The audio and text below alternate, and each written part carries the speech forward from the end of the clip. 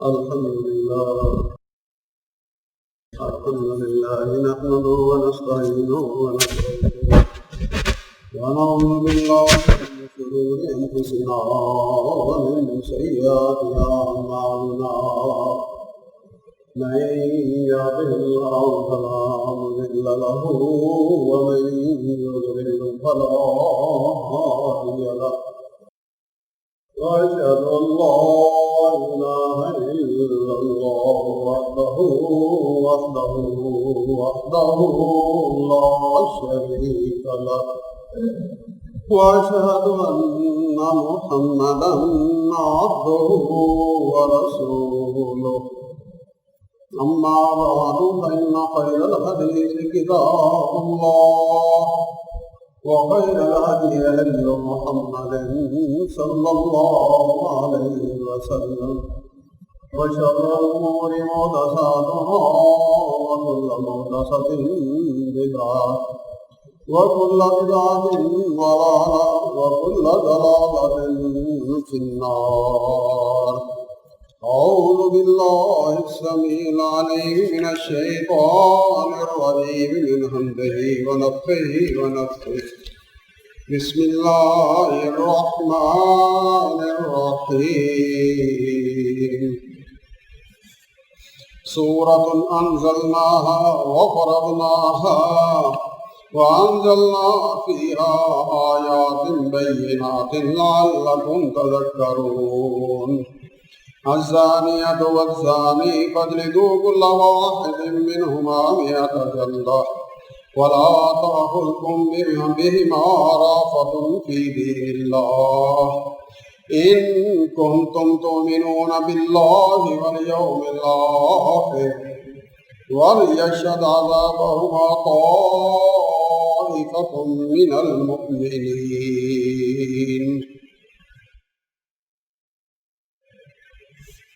احباب گرامی، یہ بخاری شریف کی روایت ہے. حضرت عائشہ رضی اللہ تعالیٰ عنہ روایت کر رہی ہیں. عن عائشہ رضی اللہ عنہ ان قریشا احمتهم المرأة المخزومیة التي سرقت فقالوا من يكلم رسول اللہ صلی اللہ علیہ وسلم، کہ ایک مخزومی عورت نے چوری کی. اب اس کے حوالے سے قریش والوں نے ارادہ کیا کہ رسول اللہ صلی اللہ علیہ وسلم سے اس کے بارے میں بات کریں، سفارش کریں. لیکن ساتھ ہی کہ کون بات کرے گا، تو اس کے لیے پھر انہوں نے وَمَن يَجْتَرِئْ عَلَيْهِ إِلَّا أُسَامَةَ حِبُّ رسول اللہ صلی اللہ علیہ وسلم. یہ اسامہ بن زید ہیں نا، یہ رسول اللہ صلی اللہ علیہ وسلم کے بہت پیارے ہیں. تو ان سے کہتے ہیں کہ آپ نبی علیہ السلام سے بات کریں. ان کو تیار کیا سفارش کرنے کے لیے. فکلم رسول اللہ صلی اللہ علیہ وسلم، تو حضرت اسامہ نے رسول اللہ صلی اللہ علیہ وسلم سے بات کی.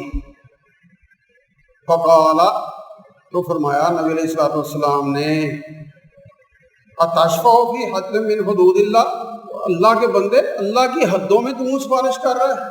اللہ نے ایک حد مقرر کی اور تم کہتا ہے کہ وہ حد نہ لگاؤ.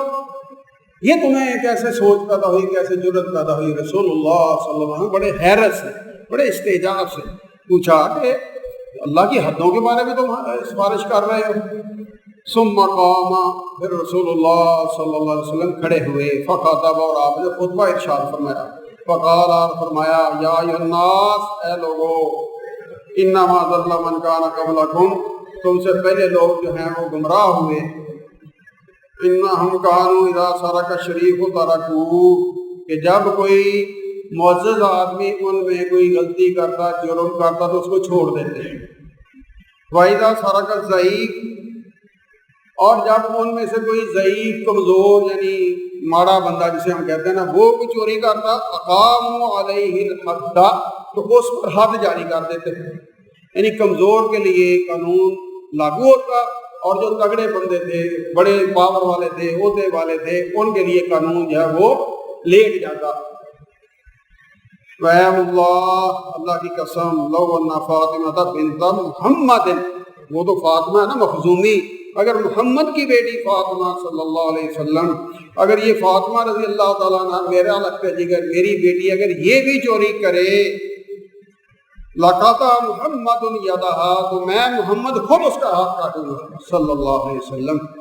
یہ رسول اللہ صلی اللہ علیہ وسلم نے انصاف کا معیار جو ہے وہ لوگوں کے سامنے رکھا کہ جب معاملہ حد جاری ہونے کا آ گیا، بات یہاں تک پہنچ گئی، ثابت ہو گیا جرم، تو پھر اس کے بارے میں سفارش کرنا یہ تو سوال ہی پیدا نہیں ہوتا۔ اور ہمارے قانون میں یہ ایک اتنا بڑا مخالف قانون ہے اسلامی تعلیمات کے کہ یہ ساری عدالتیں آپ کی چلتی، ہائی کورٹ، سپریم کورٹ فیصلہ کرتی ہے، بالآخر یہ صدر کی اپیل ہوتی ہے، صدر معاف کر دیتا ہے۔ یہ اسلامی تعلیمات کے بالکل خلاف ہے۔ جب انہوں نے قانون کی روح سے ایک تحقیق کر کے ایک عدالت، دوسری عدالت، تیسری عدالت، جب آپ مطمئن ہیں کہ انہوں نے قانون کے مطابق فیصلہ کیا ہے تو پھر یہ معاف کرنے کا اختیار نہیں، معاف کرنے کا اختیار اگر ہے قتل میں تو جو مقتول پارٹی ہے ان کے پاس ہے، صدر کے پاس بھی نہیں۔ یہ ہمارے قانون میں ایک بہت بڑی جول ہے، یہ ہمارے آئین کے اندر اسلامی تعلیمات سے متصادم یہ شیء ہے۔ بہرحال رسول اللہ صلی اللہ علیہ وسلم نے انتہائی غصے کا اظہار فرمایا اور کہا کہ اللہ کی حدوں میں تو اس پار سے کرتے پھرتے۔ وجہ کیا ہے کہ یہ جو اللہ کی حدیں ہیں اگر یہ جاری ہوں تو پھر اس معاشرے میں برائی جو ہے وہ بڑھتی نہیں، برائی جو ہے وہ دب جاتی ہے، ختم ہو جاتی ہے۔ اور اس کی واضح مثال سعودی عرب کے خلاف بہت دنیا باتیں کرتی ہے، بہت ان میں کوتاہیاں ہوں گی، ان کی صفائی نہیں دینے میں بیٹھا۔ ایک بات عرض کر رہا ہوں کہ وہاں اللہ کی حدیں جاری ہیں، ادھر جرم ہوتا ہے، جمعے والے دن اسی شہر کی سب سے بڑی مسجد کے باہر جب اس کا فیصلہ ہو جاتا ہے، ہاتھ کاٹنا ہے، گردن اڑانی، جو بھی کرنا ہے وہ کر دیتے ہیں۔ نتیجہ کیا ہے؟ دنیا کا سروے کر لیں، سب سے کم جرم وہاں پر ہو رہے ہیں، اور جتنے جرم ہو رہے ہیں ان میں غیر ملکی زیادہ ہے۔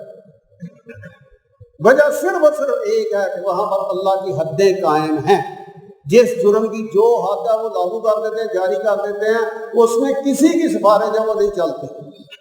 اور نتیجہ ہے کہ ملک جو امن و سکون سے، جتنے ملک یہ ترقی کر رہے ہیں ان کا ایک بنیادی یہ اہم پہلو ہے کہ انہوں نے اپنا قانون جو ہے، آئین، دستور جو ہے نا، اس کو لاگو رکھا ہے، اس کو نافذ رکھا ہے۔ اور اسی حوالے سے قرآن بھی یہی بات کر رہا ہے کہ یہ سورہ نور کی پہلی اور دوسری آیتیں میں نے آپ کے سامنے تلاوت کی ہے، اور اس میں اللہ کیا فرما رہا ہے؟ سورۃ انزلناہا، یہ سورت ہم نے نازل کی ہے۔ یہ جتنے مخالف لوگ بکواس کرتے ہیں کہ نبی علیہ السلام نے ادھر سے سن لیا، ادھر سے سن لیا، گاڑ لیا، یہ کر لیا، نہ، بالکل ایک حرف بھی ایسا نہیں جو اللہ نے نازل نہ کیا ہو۔ یہ ہمارا قرآن پر ایمان ہے۔ اور وہی بات اللہ کر رہے ہیں کہ سورۃ انزلنا، یہ سورت بھی ہم نے نازل کی ہے، وفرضناہا، اور ہم نے اس میں فرض کیا ہے، فرض ٹھہرایا۔ فرض کیا ٹھہرایا ہے؟ وَأَنزَلْنَا فِيهَا آيَاتٍ بَيِّنَاتٍ لَعَلَّكُمْ تَذَكَّرُونَ، بڑی کھلی نشانیاں اس میں بیان کی ہے۔ اور جو فرض والی بات ہے وہ دوسری آیت میں شروع ہوتی ہے، الزَّانِيَةُ وَالزَّانِي، جو زنا کرنے والی عورت ہے اور مرد ہے، اگر دونوں راضی خوشی زنا کر رہے ہیں، فَاجْلِدُوا كُلَّ وَاحِدٍ مِّنْهُمَا مِائَةَ جَلْدَةٍ، تو ان ہر ایک کو 100 کوڑے مارو۔ یہ اللہ کی حد قرآن ہے، اس قرآن پر ہمارا ایمان ہے۔ اور قرآن نے لفظ بڑا سادہ سا استعمال کیا کہ فرض کیا ہے ہم نے۔ اب یہ اللہ کا فرض، اللہ کے بندے جو اللہ کو مانتے ہیں، اللہ کے دین کو، قرآن کو مانتے ہیں، بتائیں کہاں یہ فرض جو ہے وہ پورا ہو رہا ہے؟ انگلیوں پہ گنے کتنے ملک ہیں جن میں مسلمانوں کے ملک 56-57 ہیں، ان میں سے کتنے ملکوں میں اللہ کا یہ فرض پورا ہو رہا ہے؟ اللہ کہتا ہے کہ جو زنا کرنے والا مرد ہے عورت اس کو کوڑے مارو، وہاں مارے جاتے ہیں۔ اور ساتھ صرف اتنی بات نہیں کی، وَلَا تَأْخُذْكُمْ بِهِمَا رَأْفَةٌ، جب ان کو کوڑے لگائے جائیں تو تمہارے دلوں میں نرمی، بڑا ظلم ہو گیا، بہت گزارا تھا، یہ تھا، وہ تھا۔ اس کا مطلب ہے کہ جس نے سزا رکھی ہے وہ ظالم ہے، اور سزا کون دے رہا، رکھنے والا کون ہے؟ وہ تو اللہ ہے۔ اور حدیث قدسی ہے، اللہ فرماتا ہے انی حرمت الظلم علی نفسی، میں نے اپنی ذات پر ظلم حرام ٹھہرایا۔ اللہ ظلم نہیں کرتا ہے۔ پھر وجہ کیا ہے؟ اس لیے یہ رکھا ہے تاکہ کل کسی کو جرت نہ ہو، کسی کی عزت کی طرف میلی آنکھ سے نہ دیکھے۔ کوئی بیچاری عورت رات کو اگر 8 ٹائم پہ سفر کر رہی ہے، اکیلی ہے، اپنے گاڑی کا تیل ختم ہو گیا، اور نتیجہ کیا نکلا؟ یہ سارا ہمارا سوشل میڈیا جو ہے نا وہ دعائی دے رہا ہے۔ ایک عورت بیچاری موٹر میں لاہور کے قریب جو ہے اس کی عزت ڈوب لی گئی، اس کا تیل ختم ہو گیا، وہ پولیس کو کال کر دیا، پولیس پہنچنے سے پہلے وہاں یہ واردات ہو گئی. اب وہ کھیتی کیوں آئی، اتنے غلط ٹائم پہ اکنامکلی، وہ الگ ایشو ہے. چل پڑی ہے ایک عورت، اب اس عورت کو ملک کے حکومت کا اس کا نام ہے کہ وہ عورت چلے صنعاء سے، ہیرا سے مکہ مدینے پہنچے. فرمایا رسول اللہ صلی اللہ علیہ وسلم اس کو کوئی راستے میں خطرہ نہ ہو. امن اس کا نام ہے، قانون اس کا نام ہے. اب ہمارے ملک میں کہاں ہے یہ؟ اور نتیجہ کیا ہے؟ ہر روز بد امنی جو ہے وہ بڑھ رہی ہے، ہر روز وارداتیں بڑھ رہی ہیں. اور قرآن کیا کہہ رہا ہے؟ ان کو یہ کڑی سزا دو تاکہ کوئی دوسرا جرت نہ کرے. اب ہمارے جو بڑے ہیں وہ سارے یورپ کی تعلیمات سے متاثر ہیں، وہ استحضاء کرتے ہیں. وہ جی یہ کون سا دور ہے، یہ تو 14 صدی پرانی باتیں ہیں، جنگل کا قانون تھا، عربوں کا قانون تھا. تو یہاں پڑھے لکھے دور میں اس قسم کی سنائیں. اچھا سزائیں نہ دو، بندے کے پتر تیار کر کے دکھا دو، کبھی نہیں تیار ہوں. آج یورپ سب سے زیادہ سویلائز، سوشلائز، ایجوکیٹڈ، یہ وہ سارے دعوے ان کے ہیں نا. سب سے زیادہ جنسی استحصال ایک ہے، اپنی مرضی سے وہ فری ہے ان کی سوسائٹی، اپنی مرضی سے بچہ بچی جو مرضی کرتا پھرے، کوئی نہیں کچھ کرتا. لیکن سب سے زیادہ جو کیس رپورٹ ہو رہے ہیں ان کی فوج کے ہو رہے ہیں، محکموں کے ہو رہے ہیں کہ وہاں جو لیڈیز کام کرتی ہیں ان کے ساتھ جنسی استحصال ہوتا ہے. وہاں کیس سب سے زیادہ رپورٹ ہو رہے ہیں. تو کیا آپ کی ایجوکیشن نے، آپ کی ماڈرن سویلائزیشن نے کیا ان کو اتنا ایجوکیٹ کر دیا، اتنا سویلائز مہذب بنا دیا کہ اب جو ہے نا یہ انسان بندے کے پتر بن گئے، اب ان سے وہ حیوانیت ختم ہو گئی ہے؟ نہیں، بالکل نہیں، سب جھوٹ ہے. یہ جو فلسفے گھر گھر کے ہمیں کہتے ہیں یہ لوگ کہ جی دیکھو جی وہ نکلی کیوں تھی، جب وہ نکلے گی تو پھر ایسا ہوگا. اب بتائیں کون سی عورت ہے بیچاری جو ساری عمر گھر کے اندر قید رہ کر زندگی بسر کر سکتی ہے؟ 100 مجبوریاں ہوتی ہیں، 100 ضرورتیں ہوتی ہیں جن کا نکلنا پڑتا ہے. اب یہ کون سی بات ہوئی کہ جی عورت نکلے گی تو جرم ہوگا؟ حکومت اس لیے ہوتی ہے کہ کوئی میلی آنکھ سے دیکھ نہ سکے، غلط حرکت کے لیے انگلی تک نہ اٹھا سکے، قدم نہ اٹھا سکے، کوئی غلط کام نہ کر سکے. حکومت اس کا نام ہے. اور حکومتوں کو یہ فرائض ہیں، ہماری حکومتوں کو یہ آنکھیں کھولنی چاہیے کہ یہ دن دن جرم بڑھ رہا ہے. اس میں کا نتیجہ کیا نکلے گا؟ سوسائٹی کے اندر ایک لا قانونیت کی فضا قائم ہو جاتی ہے، اور جب لا قانونیت کی فضا قائم ہوگی پھر جرم بڑھے گا. جب جرم بڑھیں گے پھر تباہی تو آئے گی، خیر نہیں آئے گی. اس لیے ہم مسلمان ہونے کے ناطے ہمیں اپنے دین کی تعلیمات جو ان کو لے کر چلنا ہے. یہ قرآن ہے، یہ کوئی کچی پکی روٹی کی باتیں میں نہیں عرض کر رہا. یہ سورہ نور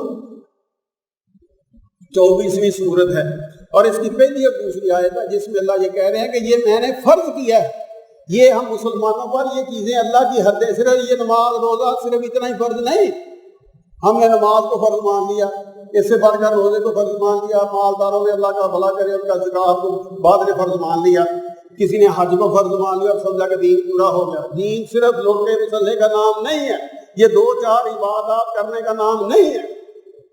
اس سے پہلے آگے پیچھے جتنی تعلیمات ہیں وہ ساری کی ساری ہوں گی تو دین ہوگا، ورنہ یہ دین جوز ہے، کل نہیں. بندے کا ہاتھ لے لے، سر لے لے، اکیلا ہوگا تو جوز ہوگا، پورا جسم نہیں ہوگا. پورا جسم کب ہوگا؟ جب سر سے لے کر پاؤں تک بندہ ہوگا. یہ دین کے ہم جز لے کر بیٹھے ہیں، اور اللہ کیا کہتا ہے؟ ادخلوا فی السلم کافہ، اسلام میں آ رہے تو پورے کو پورے آؤ. کہاں ہے پورا اسلام؟ نہ میرے پاس ہے، نہ آپ کے پاس ہے، نہ ہمارے ملک میں کسی کے پاس ہے. تو کل اللہ کو ہم کیا جواب دیں گے؟ اللہ نے تو کھڑا کر کے پوچھنا ہے کہ تم میرے دین کے ساتھ کیا کر کے آؤ. اس لیے میں نے تمہیں بھیجا تھا، اس لیے بھیجا تھا کہ شادیاں کرو، بچے پیدا کرو، دولتیں جمع کرو، کھاؤ پیو اور آ جاؤ. یہ تو جنگل کے جانور بھی کام کرتے تھے. تم نے کیا کیا؟ میں نے کس لیے شریعت تمہارے اوپر نازل کی، تمہاری طرف نبی بھیجے، کتاب بھیجی. کس لیے بھیجا؟ سب کچھ اس لیے بھیجا تھا کہ اس کو غالب کرنا، نافذ کرنا. اسلام جو سلامتی والا مذہب ہے وہ اس کا سایہ لوگوں کو دینا ہے. یہ مسلمانوں کا فریضہ ہے. دیکھیں مسلمان اس حوالے سے کتنی کوتاہی کا ہم شکار ہیں. ہم لوگ ان باتوں کو ویسے ہی ذہنی طور پہ ماننے کے لیے تیار نہیں ہوئے. اچھا جی غلطی کر دی، ہم اس کو اتنی سزا دیں گے. یہ قرآن کہہ رہا 2 سزا. کیوں؟ وَلَا تَأْخُذْكُمْ بِهِمَا رَأْفَةٌ فِي دِينِ اللَّهِ. یہ اللہ کا حکم ہے، یہ اللہ کا دین ہے. اب اس میں تم نرمی دکھاؤ گے، اس کا مطلب ہے دین والا جس نے یہ حکم نازل کیا وہ نعوذ باللہ ظالم، اس کو پتہ نہیں. تم زیادہ مہربان ہو، خالق وہ ہے، رحمان وہ ہے، رحیم وہ ہے. اب اس کے مقابلے میں تم زیادہ رحمان اور رحیم بن کر ثابت کرنا چاہتے ہو کہ یہ حدیں جو ہیں یہ غلط ہے. نہیں، وہ حدیں ٹھیک ہے. اور کیوں ٹھیک ہے؟ کیا یہ سارا معاشرہ ہے یہ بدماشوں کا معاشرہ ہے، چوروں چکوں لفظوں کا معاشرہ؟ نہیں، گنتی کے لوگ ہوتے ہیں، لیکن دیکھیں پولیس کا محکمہ کتنا بڑا، رینجر آرمی یہ وہ کتنے محکمے گورنمنٹ نے کھڑے کی ہے، کس لیے کھڑے کی ہے؟ تاکہ یہ جو تھوڑے سے لوگ معاشرے کا امن برباد کرتے ان کو یہ نتھ ڈال کر رکھیں، ان کو پکڑ کر قرار واقعی اصلاح جو ہے وہ ان کو دیں، تاکہ باقی معاشرہ جو ہے باقی سوسائٹی جو ہے وہ امن و امان سے زندگی بسر کرے۔ آپ میں سے کتنے ہوں گے جنہوں نے کبھی آج تک کھانے کا وہ دیکھا کہ ضرور دی شریف آدمی آرام سے زندگی بسر ہو رہی ہے، اللہ خیر سے لگتی۔ اب یہ سارے بندوبست گورنمنٹ کس لیے کرتی ہے؟ بدماشوں کے لیے، جو سوسائٹی کا امن برباد کرتے ہیں ان کے لیے۔ اور یہی اسلام کا فلسفہ ہے کہ اتنا سخت نظام رکھو کہ کسی کو جرأت نہ ہو۔ یہ قرآن ہے آپ کے سامنے ہے، اور یہ کہ نہیں کہ اندر ڈال کر ان کو سزا دو، فرمایا وَلْيَشْهَدْ عَذَابَهُمْ طَائِفَةٌ مِنَ الْمُؤْمِنِينَ۔ یہ جو مسلمان ہے نا، ان کا ایک گروہ وہاں موجود ہونا چاہیے، ان کی آنکھوں کے سامنے جا کو سزا دینی چاہیے جس نے جو جرم کیا۔ اس نے اس آیت میں زانی مرد اور زانی عورت کی سزا کا حکم ہے نا، تو یہ ان کو 2 سزا۔ اور یقین جانے اگر ہمارے یہاں جو نا یہ فیصل آباد کا گھنٹہ گھر ہے نا، وہاں ایک کو لٹکا دے، آگے ملتان کے گھنٹہ گھر میں جا کر ایک کو لٹکا دے، یہ سارے علاقے کے درمیان میں بالکل جس کو بجا دیں گے نا کان میں جپائے نہیں لڑکن گے، یقین جانے کوئی چوری چکی کوئی زیادتی سوال ہی پیدا نہیں۔ مسئلہ کیا ہے کہ ہمارے ہاں جو ہے یہ جیلیں جو ہیں الٹا مجرم پیدا کرتی ہیں، یہ قانون جو ہے وہ مجرم کو سپورٹ کرتا ہے، وہ اور دلیر ہو جاتا ہے، اور پیچھے ان کے بڑے بڑے ہوتے ہیں، جس طرح کہ رسول اللہ صلی اللہ علیہ وسلم نے فرمایا کہ پہلی قومیں اس لیے برباد ہوئی کہ ان کے جو بڑے لوگ تھے جب وہ جرم کرتے ان کے لیے قانون جو ہے وہ لیٹ جاتا، اور جب کمزور ہوتا تو اس کے لیے پھانسی کے بندے جو ہے وہ تیار ہوتے۔ تو یہ تفریق ختم کرنی ہوگی، تب جا کر سوسائٹی میں معاشرے میں امن ہوگا، تب جا کر اسلام کا جو حکم ہے اس پر ہم عمل پیرا کرنے والوں میں شمار ہوں گے، اور تب جا کر اللہ کی عدالت میں ہمارے چھٹکارے کی کوئی صورت بنے گی۔ اللہ نے یہ نہیں پوچھنا کہ جہاں میں نے نماز روزہ فرض کیا تھا یہ بھی فرض کیا تھا، اب اس کو میں اور آپ ہاتھ میں نہیں لے سکتے، قانون کو ہاتھ میں لینا یہ اسلام کا فلسفہ نہیں ہے، اسلام نے یہ تعلیم نہیں دی کہ ایک بندے نے قتل کیا آپ اٹھ کر اس قاتل کو قتل کر دیں، نہیں، اس کو گورنمنٹ جو ہے وہ پکڑے گی، پولیس ابتدائی اسٹیٹ میں، اس کے بعد عدلیہ، اور یہ بھی عجیب فلسفہ ہے۔ جرم ہو گیا، بندہ مار گیا، کسی نے مارا ہے نہ مارا ہے، بالآخر وہ سارے مارنے والے بری ہو جاتے ہیں، کیسا قانون ہے سمجھ نہیں آتی۔ چوری ہوئی ہے، ہاں جی چوری ہوئی ہے، چور کدھر ہے پتہ نہیں، کس لیے یہ ساری فورسز ساری ایجنسیاں سارے محکمے اسی کام کے لیے۔ اگر یہ قانون ہو گورنمنٹ کی طرف سے، یہ عدلیہ کو واضح ہدایات ہو کہ بھائی ہمیں نہیں پتہ، جب جرم ہوا تو مجرم سامنے لانا اور اس کو سزا دینا آپ کا فرض ہے۔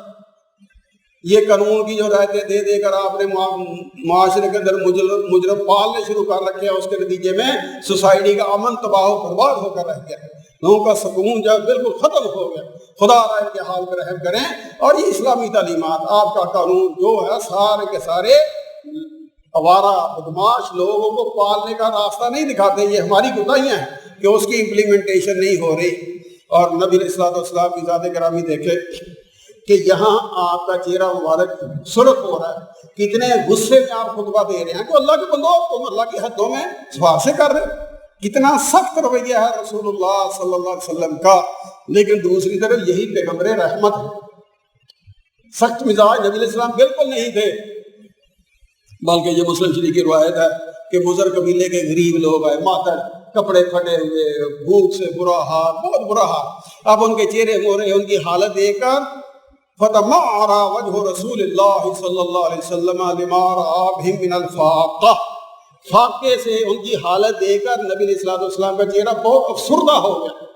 اتنا افسردہ بندہ جب بہت افسردہ ہو نا تو بندے کے چہرے پر ایک سیاہی آ جاتی ہے، جس طرح خوشی سے بندے کے چہرے پر ایک سرخی آتی ہے، رونق آتی ہے، افسردگی کی حالت میں بندے کے چہرے پر ایک سیاہی آ جاتی ہے، جس طرح کے عربوں کا قرآن نے ذکر کیا ہے۔ وَإِذَا بُشِّرَ أَحَدُهُم بِالْأُنثَىٰ ظَلَّ وَجْهُهُ مُسْوَدًّا وَهُوَ كَظِيمٌ، جب اس کو بتایا جائے نا تیرے گھر بیٹی ہوئی ہے تو اس کا چہرہ دکھ سے افسوس سے کالا ہو جاتا ہے، یہ دکھ کی کیفیت ہے۔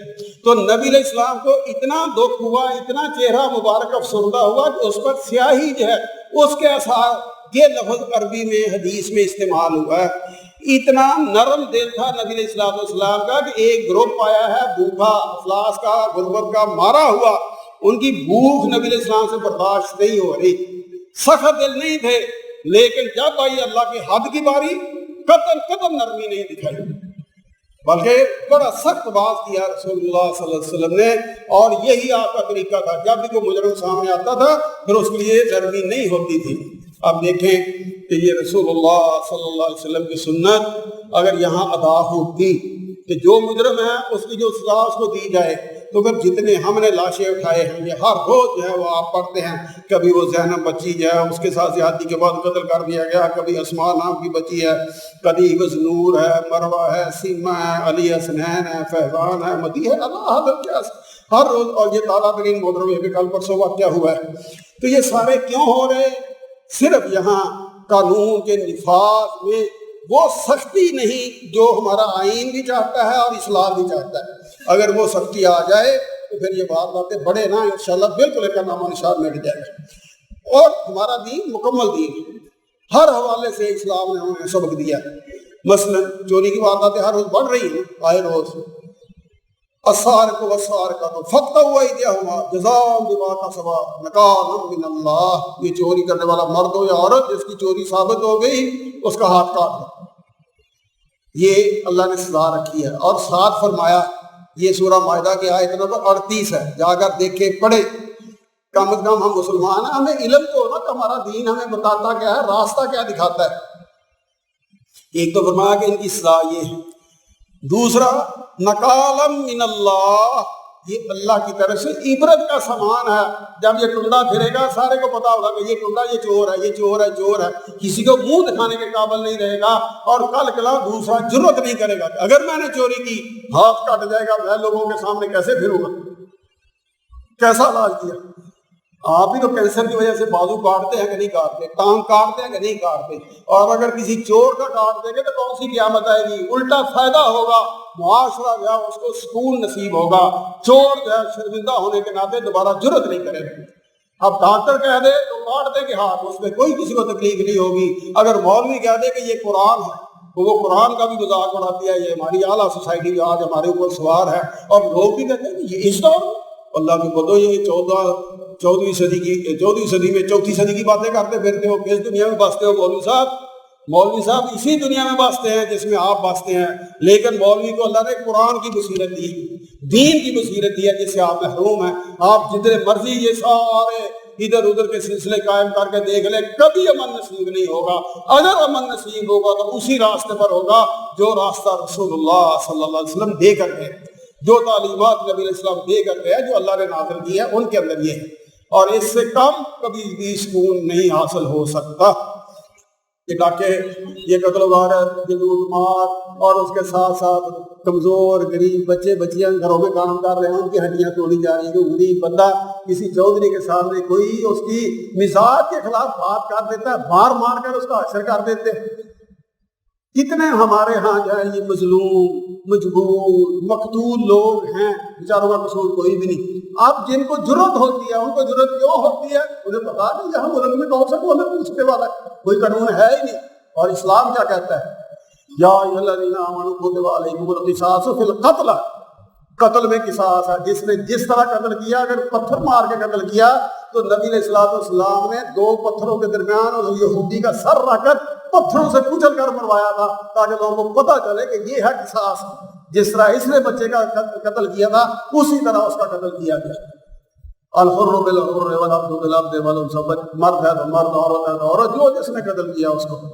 اور یہ صرف اسلام کا مزاج نہیں، اس سے پہلے تورات کے اندر بھی اللہ نے یہی حکم لکھے تھے. ان النفس بالنفس والعین بالعین، توڑی ہے آنکھ، والانف بالانف، ناک کاٹی ہے تو ناک، والاذن بالاذن، کان کاٹا ہے تو کان، والسن بالسن، دانت توڑا ہے تو دانت، والجروح قصاص. جس طرح کا زخم دیا ہے اسی طرح کا قصاص میں حکم، اس کو زخم دیں، اس کی ہڈی مسلی اسی طرح توڑے. کل کو جرت کرے گا؟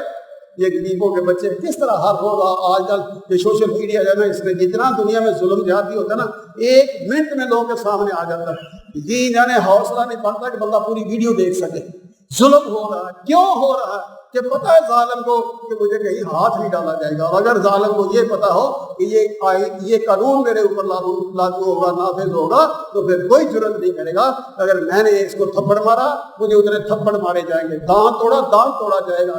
اگر میں نے اس کا کان جو ہے وہ کاٹا تو اس کا کان بھی کاٹا جائے گا. تو یہ اسلام کا مزاج، یہ قرآن، یہ اسی قرآن میں ہے جس میں جنت کی باتیں، حوروں کی باتیں، ساری باتیں اسی قرآن کے لیے آتے ہیں. ہم وہ میٹھا میٹھا دین جو ہے وہ لینے کے لیے تیار ہیں. اور یہ جو دین جو زندگی بخشتا ہے، جو جرت بخشتا ہے، جو امن اور سکون دیتا ہے، اس کی باتیں سننا بھی شاید ہمیں پسند نہ ہو، بہرحال یہ اللہ کا دین ہے، یہ ہمارے سامنے. اور اللہ کہتے ہیں وَلَكُمْ فِي الْقِصَاصِ حَيَاتٌ، یہ جو قصاص کا ہم نے سلسلہ رکھا ہے، تمہاری زندگی خیر والی، امن اور سکون والی اسی راستے میں. اور یہ جو لوگ فساد مچاتے پھرتے ہیں، جگہ جگہ لوٹ مار کرتے پھرتے ہیں، فرمایا انما جزاء الذین یحاربون اللہ ورسولہ ویسعون فی الارض فسادا، جو زمین میں فساد برپا کرنا چاہتے ہیں، ان یقتلوا، ان کو قتل کرو اگر انہوں نے قتل کیا، ان یصلبوا ان کو لٹکا دو پھانسیوں پہ، سولی چڑھا دو ان کو اگر انہوں نے یہ کام کیا. کسی بے گناہ کو انہوں نے مارا ہے، جس طرح مارا اس طرح لٹکا دو. اور مقطع ایدیہم من خلاف، یا ان کا ایک طرف سے ہاتھ دوسری طرف کا پاؤں کاٹو تاکہ لوگوں کو پتہ چلے کہ جو معاشرے کا امن برباد کرنے والے ہیں ان کے لیے اسلام کا یہ سبق ہے، یہ راستہ، یہ قانون. اگر اسلام ایک طرف شریف زندگی بسر کرنے کا حکم دیتا، دوسری طرف جو بدماش ہے اس کو پنپنے کا بھی کوئی روادار نہیں. میں نے پہلے بھی ایک دفعہ ایک جمعے عرض کی تھی کہ ایک بالکل صوفی سا دبلا پتلا سا، شاید اتنا بچہ کمزور یہاں نہ بیٹھا ہو، وہ جوڈو کراٹے کا ماہر، میں نے کہا یار صوفی بندہ تو یہ کس پنگے میں پڑا ہوا؟ کہنے لگا سر جی بدماشی ایک لعنت ہے اور اس کو برداشت کرنا اس سے بڑی لعنت ہے. بدماشی ایک لعنت ہے اور اس کو برداشت کرنا اس سے بڑی لعنت ہے. اور حکومتیں اسی لیے ہوتی ہیں بدماشوں کو نتھے ڈالنے کے لیے، تاکہ یہ کھار کے دور میں اس نے نتھے ڈال کر یہ رجحانہ چوک میں چوروں کو نچایا تھا. اور زمیندار ڈیرے پہ بھینس باندھ کا آ جاتا تھا، اس کو ڈر نہیں ہوتا تھا کہ آپ میری بھینس کی طرح کو میلی آنکھ سے دیکھے گا بھی، چوری تو دور کی بات. وہ ڈیرے دار تھا، جگیردار تھا، بدماش تھا، بدماشوں سے نپٹنا اسے آتا تھا. اتنا یہ جتنے بزرگ ہیں ان سے پوچھ کر دیکھ لیں کہ اس کے دور میں اتنا امن تھا یا نہیں تھا. تو یہ ہے یہ. اور قرآن نے بھی کہا کہ جو جس قسم کا ظلم کرتا ہے اس کا اسی طرح سے اس کا جواب جو ہے اس کو دے، تاکہ دنیا کو امن اور سکون نصیب ہو. اس لیے اللہ تعالیٰ نے یہ ہمارے اوپر فرض کیا ہے، اس فرض کی ادائیگی کے لیے جن کے پاس پاور ہے وہ جواب دے. باقی بحیثیت مسلمان اس پر ایمان عقیدہ رکھنے کے پابند، میں اور آپ ہم سب پابند ہیں. جو پاور والی ایجنسیاں ہیں، طاقت والی ایجنسیاں، پولیس ہے، عدلیہ ہے، یہ ان کا فرض ہے کہ جہاں جس قسم کی گڑبڑ ہوتی ہے اس کے مطابق اس کا علاج کریں. اور ایک تو یہ فائدہ ہوگا کہ جب ہم ان چیزوں کو ایمان عقیدے کے اعتبار سے مانیں گے، عملی طور پہ نافذ کریں گے، تو اللہ کی رضا حاصل ہوگی کہ اللہ کا جو حکم تھا وہ پورا ہو رہا ہے. اور اس کے ساتھ ساتھ رسول اللہ صلی اللہ علیہ وسلم کی حدیث کی مختلف کتابوں کے اندر، ابن ماجہ، نسائی وغیرہ میں مقبول درجے کی روایت ہے. آپ نے فرمایا اقامت حد من حدود اللہ، اللہ کی حدوں میں سے کسی ایک حد کو جاری کرنا، خیر من مطر 40 لیلۃ، 40 رات 40 دن یعنی مسلسل ایک طرف بارش ہو، اس بارش سے جتنی یہ کاشتکاری کے اندر دوسری چیزوں کے اندر برکت ہوگی، اضافہ ہوگا، اس سے کہیں بڑھ کر ہے کہ ایک حد کو جاری کر دیں. ایک حد جاری کرنے سے جتنی اللہ کی رحمت اور برکت نازل ہوتی ہے، وہ 40 دن کی بارش کے بعد جو آپ کو کھیتی باڑی سے فائدے حاصل ہوں گے اس سے بڑھ کر. یہ رسول اللہ صلی اللہ علیہ وسلم کی حدیث ہے. تیسرا فائدہ کیا ہوگا؟ معاشرے میں امن اور سکون جو وہ نصیب ہوگا. اس لیے بار بار یہ گزارش ہے کہ جو جرم ہے اس کا کوئی نہ کوئی مجرم ہے، تو یہ ہمارے ہاں جرم دکھائی دیتا ہے، مجرم جو ہے وہ اس کو قرار واقعی سزا ملے وہ دکھائی نہیں دیتی. اس لیے ہمیں خود بھی پہلی بات تو یہ ہے کہ ہماری اپنی تربیت کی ضرورت ہے کہ ہم جو ہیں وہ جرم والا راستہ اختیار نہ کریں. یہ خیر کا راستہ نہیں، دنیا میں بھی اور آخرت میں بھی یہ تباہی کا راستہ ہے. اور اس کے ساتھ ساتھ اپنی جو اولادیں ہیں، بچے ہیں، اپنے جہاں جہاں ہمارا دائرہ کار ہے وہاں دیکھیں کہ جرم ہوتا کیوں، یہ چوری وغیرہ کیوں ہوتی ہے؟ ان کو روزی نہیں مل رہی، ان کو نوکری نہیں مل رہی، تو حکومت بھی اور بڑے جو ہے وہ ان کے بندوبست کریں. یہ جنسی تشدد جو ہے، یہ جنسی استحصال جو ہے، یہ کیوں ہو رہا ہے؟ کہ ان کی جنسی خواہش پوری نہیں ہو رہی. پوری کیوں نہیں ہو رہی؟ شادی نہیں ہو رہی. شادی کیوں نہیں ہو رہی جی؟ ابھی جی پڑھائی جاری ہے جی، میٹرک اور ایف ایس سی ہو رہی ہے، بی ایس سی ہو رہی ہے، ایم ایس سی ہو رہی ہے، ایم فل ہو رہا، پی ایچ ڈی ہو رہا. اتنا شیطان کی آنت کی طرح لمبا سسٹم ہے ہمارا تعلیم کا کہ بچے بچیاں تباہ ہو جاتے ہیں، برباد ہو جاتے ہیں. تو خدا را یہ تعلیم کے نام پہ ان کے کردار جو ہے وہ تباہ نہیں ہونے چاہیے. بر وقت ان کی شادیاں کریں بچوں بچیوں کی، انشاءاللہ یہ معاملہ جو ہے نا بہت کم ہو جائے گا. جتنا یہ معاملہ دن بدن بڑھ رہا ہے اس کے پیچھے بہت سے فیکٹر ہیں. ہر پہلو کو، ہر فیکٹر کو کور کرنے کی جو ہمارے ہاتھوں میں ہے ہم کریں، جو حکومت کی ذمہ داری ہے وہ کریں، اور تاکہ ایک وہ معاشرہ جو اسلام کے نام کا صحیح طور پہ عکاس ہو. اسلام نام ہے سلامتی کا، ایمان نام ہے امن کا. اس معاشرے میں امن بھی ہو، سلامتی بھی ہو. وہ کب ہوگی؟ جب یہ جو اللہ کا بتایا ہوا راستہ، یہ احکامات، یہ تعلیمات یہ لاگو ہوگی. اللہ سے دعا ہے کہ اللہ تعالیٰ ہمیں اس راستے پر چلنے کی توفیق عطا فرمائے، اور ان تعلیمات کے مطابق ہم اپنی اور اپنی اولادوں کی، اپنے گھرانوں کی تربیت کریں. جہاں برائی کا میلان خدا نخواستہ پیدا ہو جائے تو وہ برائی کا جو مرتکب ہے وہ خدا آ کر اقرار کرتا پھر مجھ سے غلطی ہوگی، مجھے یہاں معافی مل جائے، یہاں سزا مل جائے، میں آخرت کی سزا سے بچ جاؤں. وہ اعلیٰ درجے کے مسلمان ہیں. وہ کب تیار ہوں گے؟ جب ہم اپنے آپ کو اور اپنی آل اولاد، اپنے گھرانے جو ہیں ان کو قرآن کی جو تشریح رسول اللہ صلی اللہ علیہ وسلم کی صحیح حدیث کی شکل میں ہمارے ہاتھوں میں اس کے ساتھ جوڑیں گے. اللہ سے دعا ہے کہ اللہ تعالیٰ ہمیں اس پر جوڑنے کی توفیق عطا فرمائے، اس کی برکات جو ہیں وہ ہمارا مقدر کرے، اور یہ دنیا میں قانون نافذ ہو جس کے نتیجے میں ہمیں امن اور سلامتی والا معاشرہ، سوسائٹی زندگی بسر کرنے کے لیے وہ مل جائے. وآخر دعوانا الحمدللہ رب العالمین. اب گرامی، یہ آپ لوگ بھی پڑھ رہے ہوں گے اخبارات میں، میڈیا میں، کہ کرونا کے کیسز جو بڑھ رہے ہیں دوبارہ پھر سے. تو خدا را یہ جو احتیاطیں ہیں نا، سینیٹائزر وغیرہ، دوسرا یہ اور میل ملاپ میں جو ہے تو اس میں جتنی احتیاط کریں وہ تھوڑی ہے، اس میں ہمارا ہی بھلا ہے. کوشش کیا کریں کہ یہ جو ہمیں ہدایات دی جاتی ہیں گورنمنٹ کی طرف سے، ڈاکٹرز کی طرف سے، اس پر عمل پیرا ہونے کی کوشش کریں. الحمدللہ نحمدہ ونستعینہ ونستغفرہ ونعوذ باللہ من شرور انفسنا ومن سیئات اعمالنا. من یهد اللہ فلا مضل له ومن یضلل فلا هادی له. واشهد ان لا الہ الا اللہ وحدہ لا شریک له واشهد ان محمدا عبدہ ورسولہ. اما بعد فإن خیر الحدیث کتاب اللہ وخير الهدي هدي محمد صلى الله عليه وسلم وشر الأمور محدثاتها وكل محدثة بدعة وكل بدعة ضلالة وكل ضلالة في النار. أعوذ بالله السميع العليم من الشيطان الرجيم. بسم الله الرحمن الرحيم. سورۃ انزلناها، اس سورت کو ہم نے نازل کیا ہے. وفرضناها، اس کے جو حکم ہیں وہ ہم نے فرض ٹھہرائے ہیں.